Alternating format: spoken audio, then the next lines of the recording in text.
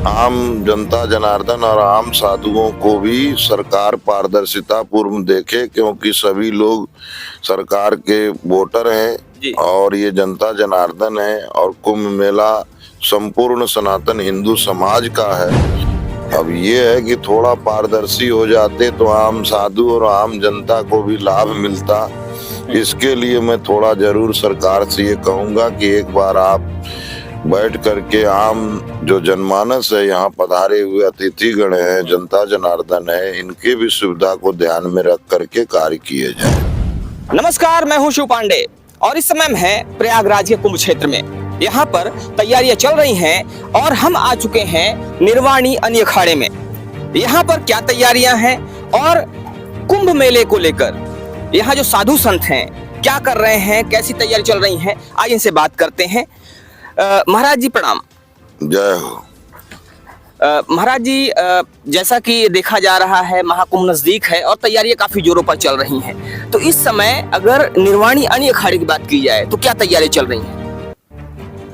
सारे मुकाम लग रहे हैं, चरण पादुका की तैयारी है और 25% कार्य हुआ है, 75% बाकी है अभी। 25% कार्य हुआ है, 75% बाकी है। योगी आदित्यनाथ जी ने कहा था कि 25 तारीख तक सारे कार्य पूर्ण हो जाएंगे। क्या लगता है आपको कि अगर अखाड़े की बात की जाए तो क्या अखाड़े का कार्य 25 दिसंबर तक पूरा हो जाएगा या उसमें भी कोई संदेह है? नहीं, 25 तक पूरा हो जाएगा।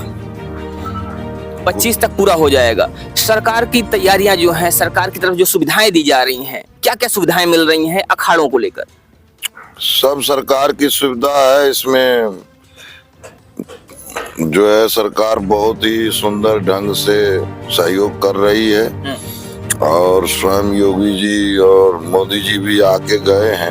अभी 13 अखाड़ों से उन्होंने संवाद भी किया है, तो बहुत अच्छा कार्य चल रहा है और लगभग 25-26 मान लीजिए 1-2 दिन आगे पीछे होगा, लेकिन कार्य होने की संभावना है।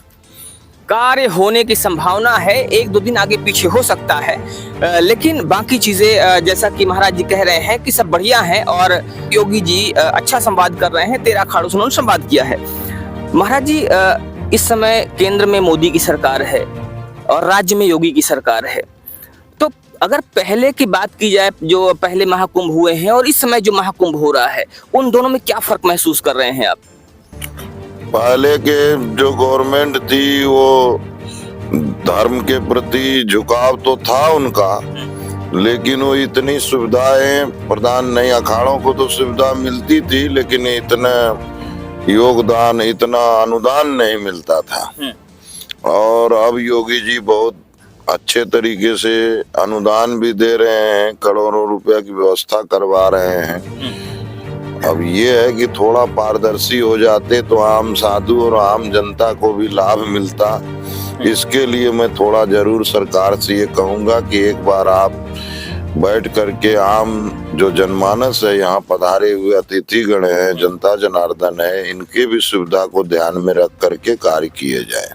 आपने कहा कि जो अखाड़े हैं, अखाड़ों को सुविधाएं मिल रही हैं, अनुदान मिल रहा है, लेकिन जो आम साधु हैं, आम जनमानस है, उनको सुविधाएं नहीं मिल रही हैं, तो उनको भी मिल रही है, लेकिन एक संवाद पूर्वक होता तो बहुत अच्छा रहता। जी। हम आम जनता जनार्दन और आम साधुओं को भी सरकार पारदर्शिता पूर्व देखे, क्योंकि सभी लोग सरकार के वोटर हैं और ये जनता जनार्दन है और कुंभ मेला संपूर्ण सनातन हिंदू समाज का है। इसलिए संपूर्ण हिंदू समाज को ही आमंत्रण दिया जाता है। 13 अखाड़ों के नेतृत्व में हम सब शाही स्नान करते हैं। तो ये बात मैं जरूर कहूंगा कि एक बार आम जनमानस से भी संवाद किया जाए इस विषय में, और आम जो संत हैं जिनके पास में अलंग में रहते हैं, जो रमता पंच हैं, इनकी भी सुविधा सुनिश्चित की जाए। अखाड़ों के साथ में ये भी सब अखाड़े के ही संत होते हैं और इनके तरफ थोड़ा ध्यान मैं चाहूंगा कि सरकार का होना चाहिए। इनकी तरफ भी सरकार का ध्यान होना चाहिए। जो आम साधु हैं उन पर भी सरकार को ध्यान देना चाहिए। महाराज जी, मोदी जी की बात करी जाए तो उनको हिंदू हृदय सम्राट कहा जा रहा है। योगी जी भी हिंदुओं के समर्पित दिखाई दे रहे हैं। उन्होंने अभी राम मंदिर की बात की जाए तो राम मंदिर से लेके और दीपावली में जो लाखों दिए जलाए जाते हैं वो कहीं ना कहीं हिंदुओं की भावनाओं को लेकर ही किया जाता है। तो कौन सी ऐसी चीजें हैं, जैसे आपने पारदर्शिता की बात करी, तो कहाँ पे अभी कमी महसूस हो रही है जहाँ पर पारदर्शिता का ध्यान रखा जाना चाहिए? अब ये है कि जो भगवान है या राम जी हैं तो संपूर्ण सनातन हिंदू समाज के हैं जी। चाहे वो किसी भी पार्टी मतांतर के हो सकते हैं, लेकिन धर्म के मामले में सभी लोग एक होते हैं। इसलिए गवर्नमेंट जब बन जाती है, देश के प्रधानमंत्री बन गए तो वो सब पूरे संपूर्ण देश के प्रधानमंत्री हैं।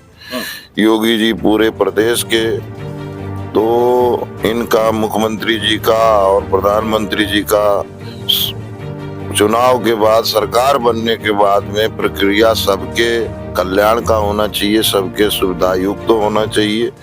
और सर्वप्रथम तो यहाँ जो आए हुए जनता जनार्दन है उनको विशेष ध्यान रखना चाहिए। महाराज जी, कहीं ना कहीं जैसा आपने कहा कि सबको एक नजर से देखा जाना चाहिए, इसका मतलब ये है, तो क्या ऐसा माना जाए कि कुछ चीजें पक्षपातपूर्ण हो रही हैं, जो रवैया है वो पक्षपातपूर्ण है?